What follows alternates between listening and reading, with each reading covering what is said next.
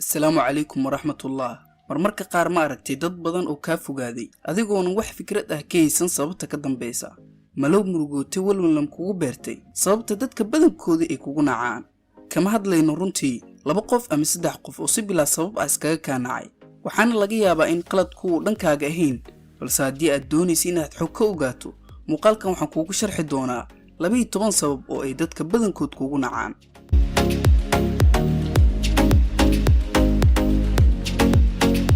kow mar waliba waxaa tahay baahane.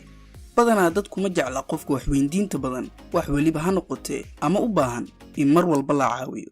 Wayna ka fogaadaan isku day in waxyaabaha ku gaarka aad qabsan karto ilaa waxyaabo ay dantu kugu qasabto maahine. laba waxaa tahay qof wax walba dhanka xun ka eega. Runtii dadka badankood ma jecla qofka mar walba waxa xun ka sheekeeya ama wax waliba uu arka xumeeya. Haato fikrada ay dadka weydiistaan, isku day in aad dhanka wanaagsan badanaa wax ka eegto. 3 waxaad ka walwashaa in ay dadku ka helaan.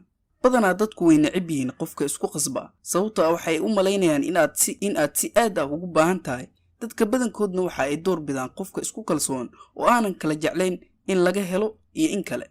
Isku day inaad naftaada aaminto oo aadan ka walwalin in lagu xushmeeyo, lagu jeclaado ama laga helo.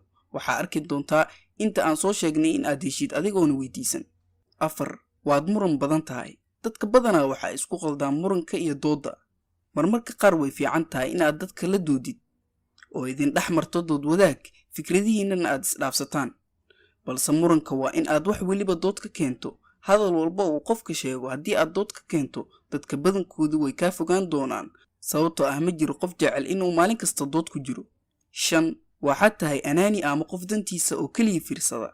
Haddii aad tahay qof dadka marka uu u baahan yahay kaliya raadsada, marka ay u baahan yihiin ka cudur daarta ama aanan ballamaha ilaalin, waxaad tahay qof danaysta ah, mana jiro ruux jecel dadkaas. Isku day inaad hal qof ahaato oo aanan dantiisa oo kaliya fiirsan. 6 waxaad raadisaa dadka sirahooda. Waa laga yaabaa inay dadka sirahooda ku sheegtaan, isla sidaas oo kale marmarka qaar ay ka qariyaan siro. Waa wax dabiici ah. Hana faagfaagin oo mar waliba ha ku soo celcelinin weydiimo si aad sirtaas u ogaatid. Waxaa laga yaabaa inay tahay sir gooni ah oo aysan doonaynin inay cid la wadaagaan. 7 dadka ayaad ku qasabtaa inay taladaada qaataan. Inaad noqoto qof dadka ku qasba inay qaataan fikradiisa kama dhigayso qof caqli badan, balse taas lidkeeda dadka ayayba ku nacsiinaysaa. Haddii ay dadka fikir ama talo ka dalbadaan, u sheeg taladaada adigoona qasab uga dhigaynin inay qaataan. Marmarka qaar dadka talo uma baahna oo kaliya waxa ay u baahan yihiin in lala wadaago murugada ama xaaladda ay dareemayaan.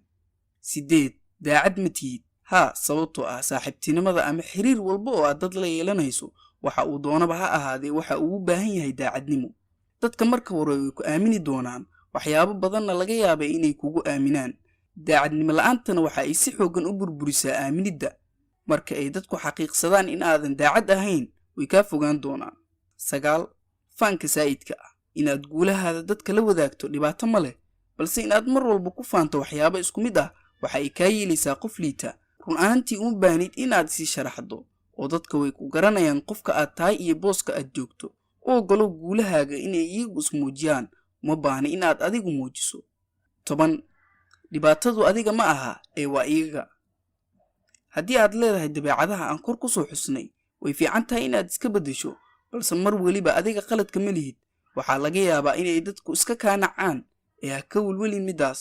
Ku noolow noloshaada xornimo, kuna kalsoonow nafsadaada.